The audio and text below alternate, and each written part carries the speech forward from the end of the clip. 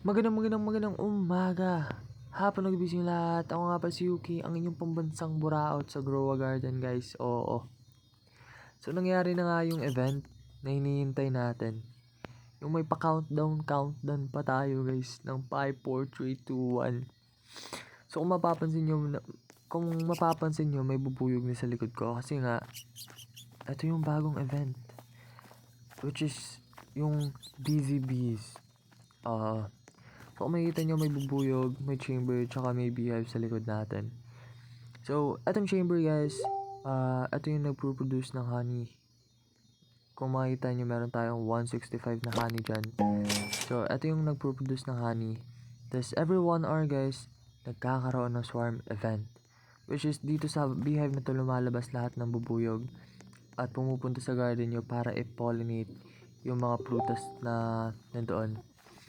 So, yung gagawin natin ngayon, guys, kasi wala akong magawa sa buhay. So, yung gagawin ko, parang papagandahin ko na lang yung gate. And meron ako naisipang i-build, guys. Yeah, meron ako naisipang i-build, which is, papagandahin ko lang naman onti yung garden natin. Kasi nga, wala lang. Masyadong walang kaganap-ganap. Yan yun naman yan. Yan yung garden ko, guys. Napakadumi.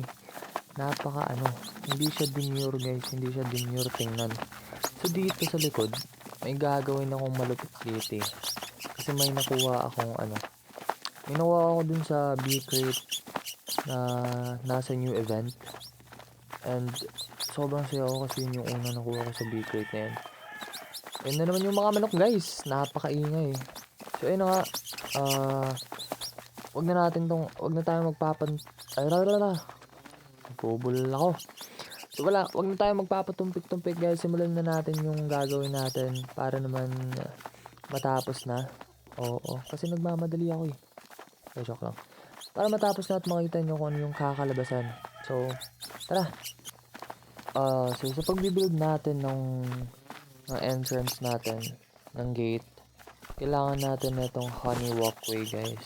Ito yung magiging main design natin sa pathway natin or walkway. So, igitna lang natin kasi may ilalagay tayo sa gilid yun eh. Gitna nyo lang kung nasa gitna na, kakailanganin din natin yung log. Dalawang log lang naman yung kailangan natin. Kasi ito yung para magiging poste natin sa gilid. So, ilalagay lang natin sa gilid, guys. Dapat, pantay siya sa honey walkway natin. Para hindi pangit tignan. So, tataas pa natin ito ng konti. Tingnan natin kung pantay. And parang hindi pantay. So, ayusin nyo lang, guys, kung hindi pantay. Kasi pag hindi pantay, ang pangit naman, diba? So, dapat ipantay talaga yan. Pantay na ba? Pantay na ata. So, kailangan din natin ng dalawang honey torch. Eto. So, eto yung honey torch, guys. Ilalagay lang natin sa gilid. Gilid by gilid lang yan. Para naman, symmetrical, diba? Kasi nga, perfectionist tayo, par. Dapat maging perfect to. Katulad nung, wag. Masama yun, par. So, kailangan din natin ng netong, parang lag pa rin to, pero may hati sa gitna, dalawang hati, o dalawang tabas, oo. So, ilalagay lang natin to sa ibabaw, kasi ito yung parang magiging, tawag dito, parang magiging bubong-bubungan niya. Ay, dito. Ay, mali yung nakuha. So, adjust lang natin to, hanggang makuha natin yung tamang timpla. Wow! Tamang timpla talaga. Hindi ba pwedeng tamang angulo lang? Ay. So, ayusin lang natin hanggang makuha natin yung tamang angulo ng bagay na to. Kasi mahirap to. Dito talaga ako nahirapan, guys, kasi gusto ko magpantay siya sa magpantay siya ng, alam mo yun, parang hindi siya masyadong nakaulbo. Wait lang. Focus muna. Eto. Parang ganito. Parang ganyan lang. Tama na ba to?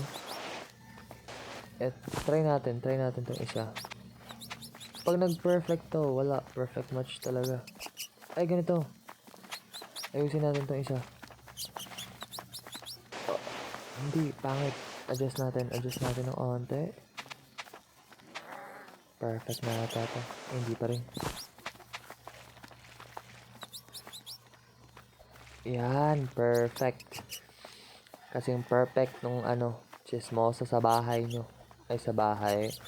Nakapit bahay pala. Nakapit bahay. Kasi wala naman chismosa sa bahay. Adjust pa natin ng onte. Tingnan natin. Yan. Perfect. Yan yung perfect, guys. So, eto na. Inayos ko na siya ng onte. Para, para maganda tignan. So, etong honeycomb na to, guys. Ilalagay natin to sa taas. Para, ito yung magsisilbing design natin. So, paglagay natin sa taas, i-adjust lang natin ng onte yan. Like, parang ganyan. Alam mo yung parang, tawag dito. Hindi ko alam kung anong tawag doon, pero ganyan yung ito yung naisip kong design para maganda tignan. Yung parang, talaga, bubuyog style talaga. Bahay ng bubuyog. So, parang, lang talaga, symmetrical lang din yung, yung design niya. Like, kung ano yung sa gilid, ganun din yung ganun din yung sa kabilang gilid. Ganun lang yun, kung ano sa left, ganun din sa right.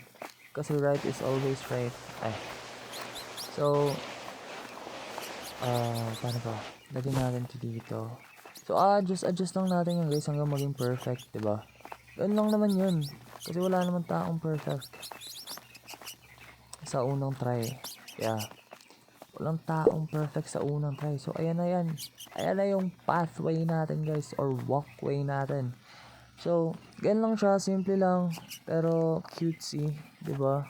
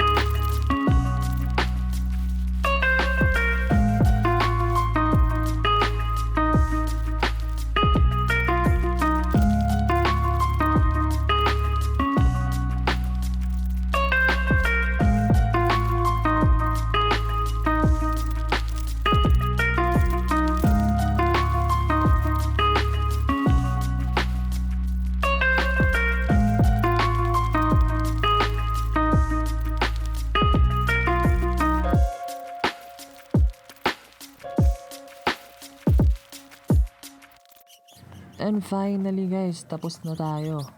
Oo. So dahil tapos na, pang hinihintay natin. Bigyan na natin ng malupitang montage yan guys. And 3, 2, 1. Oh my god! It's Marina Spider Sound! Spider Sound at the Spider Spider Sound!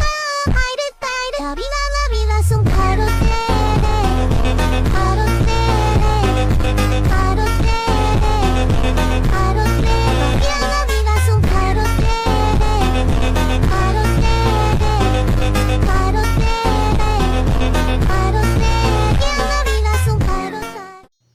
And ayun na nga, dito na nagtatapos ang episode na to guys. And I hope nagustuhan nyo ang video na to.